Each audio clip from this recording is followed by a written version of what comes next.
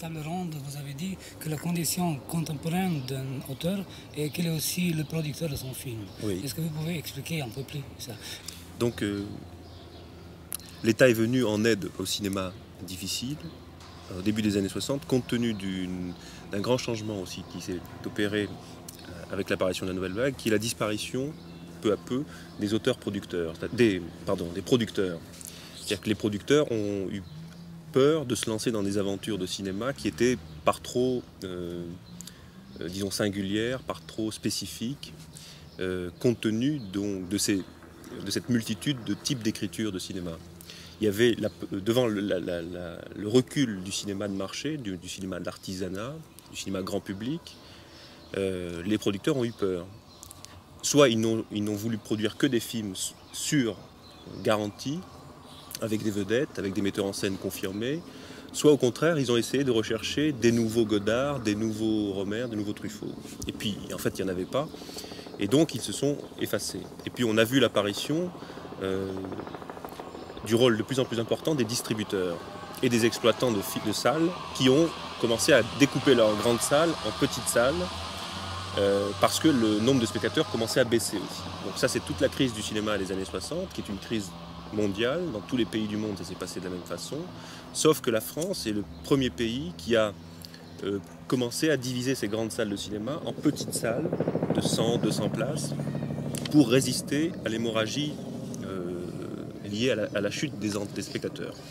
Alors, pourquoi les auteurs sont devenus aussi des auteurs-producteurs? Ça, c'est très important parce que justement, il n'y avait plus, disons, cette relation très classique du cinéma entre un auteur, un cinéaste et un producteur pour faire un film. Les producteurs se sont effacés et on a vu leur rôle diminuer en France, au profit soit de l'institution, la télévision, soit de l'avance sur recette, soit des distributeurs, des exploitants. Et du coup, ça a obligé les auteurs de cinéma à prendre en charge eux-mêmes tout le projet de leur film et à devenir, en même temps que des auteurs, des producteurs, et pratiquement des gens qui s'occupent de A à Z de leur film. Et ça, c'est un phénomène typique des années 60, mais qui concerne aussi d'autres pays que la France. Je pense qu'aujourd'hui, en Amérique, par exemple, c'est un peu un modèle qui commence à fonctionner.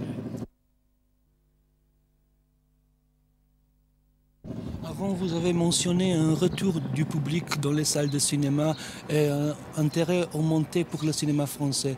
Est-ce que vous pourriez nous expliquer le niveau moyen de la culture cinématographique en France, la connaissance que les gens ont sur le cinéma? C'est difficile. Je pense que, au niveau du grand public, je pense que le grand public n'a pas beaucoup de mémoire. Je pense que c'est un peu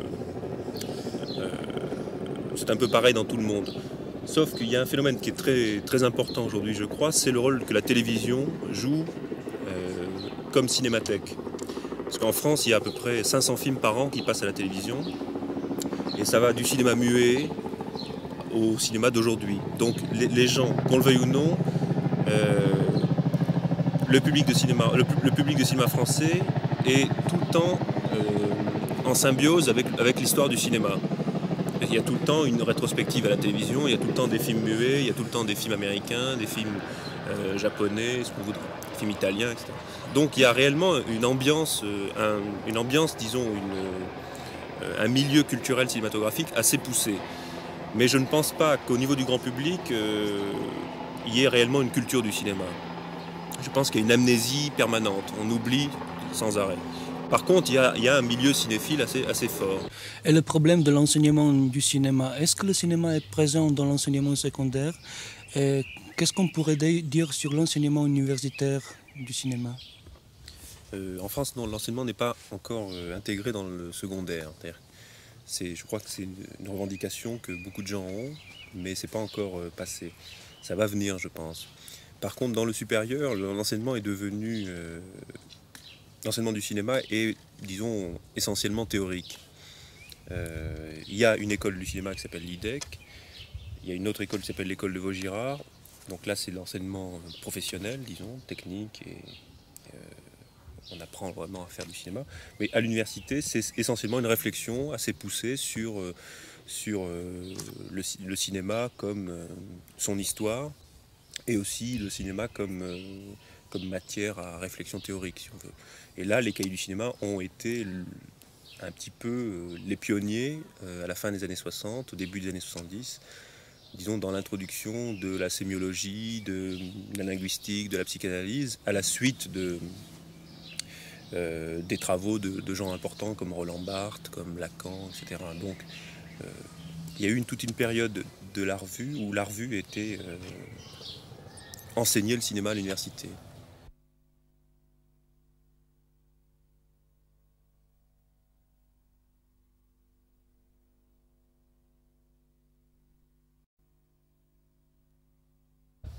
Quel est le rôle du cahier du cinéma en ce qui concerne la théorie actuelle en France en ce moment? On est dans une période, disons, je crois, moins de réflexion. Enfin, je pense que la période de la réflexion théorique a été typiquement liée à la fin des années 60 et au début des années 70, et les cahiers ont joué un rôle très important.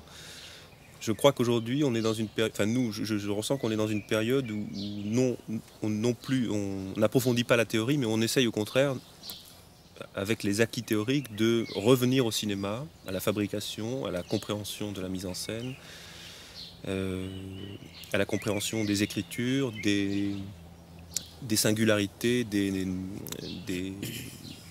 touches nationales qu'il y a dans chaque cinéma. On essaye de revenir à un plaisir, disons, de la vision des films, et à travers la vision des films, de retrouver, disons, des morceaux, des pans entiers de l'histoire du cinéma. Je crois que c'est ça qui est plus important.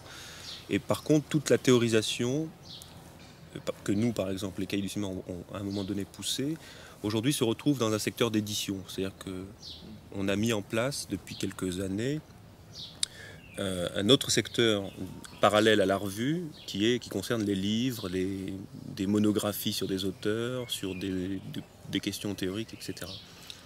Il y a une phrase de Jean-Luc Godard qui dit pas des images justes, mais juste une image. Cette phrase a beaucoup influencé les écrits au cahier. Est-ce que vous pouvez nous dire quelque chose aussi? C'est une bonne formule qui fera date, mais je crois qu'elle est difficile à comprendre en même temps, parce qu'elle est très simple comme ça dans son énonciation, mais elle est assez profonde philosophiquement, j'ai l'impression. Je crois que quand il dit pas une image juste, mais juste une image, c'est que effectivement pour lui, pour Godard, l'image est un objet impalpable, un objet infini. Enfin, je dirais que pour lui, son travail ne consiste pas à fabriquer une belle image, qui serait en plus une image juste, idéologiquement, mais je crois qu'il est en quête d'une image. Et à la limite, ces films, et ces derniers films, comme Passion par exemple, qu'on vient de voir au Festival de Cannes, c'est bien un film qui est en quête d'une image. Et l'histoire qu'il y a dans ce film, le scénario, c'est bien l'histoire d'un cinéaste qui recherche la lumière pour pouvoir faire une image. Et je crois que ça explique bien ce que fait Godard dans le cinéma depuis 20 ans. Non pas quelqu'un qui a fabriqué un film idéal, mais qui, de film en film, recherche le début d'une image, si on veut. Vous connaissez le cinéma yougoslave? Vous pouvez dire quelque chose sur le cinéma yougoslave, de ce qu'on a vu en France? Je ne sais pas grand-chose, moi, personnellement. J'avoue que je suis très, très inculte, personnellement, et ça me manque un peu, parce que je suis chez vous, votre invité, et j'aimerais bien revenir à Paris avec des impressions de cinéma yougoslave. Alors, je sais que vous allez me montrer des films et j'en suis très content.